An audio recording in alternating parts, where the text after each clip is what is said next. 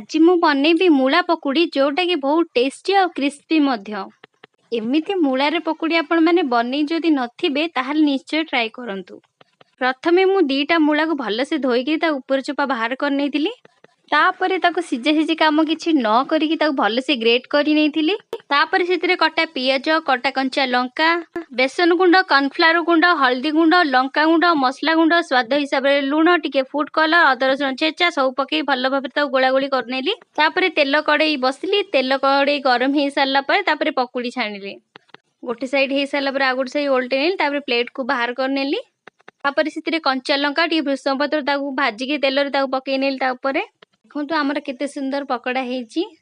तापरे रेडी हे गेला हमर मूला पकुड़ी। देखिबा बहुत सुंदर हेतिला, खाइबा मध्ये बहुत टेस्टी हेतिला। गरम गरम रे खाइले ना बहुत टेस्ट लागे। संध्या पाग हो कि वर्षा पाग हो, आपण एमिति थरे बनी खांतु।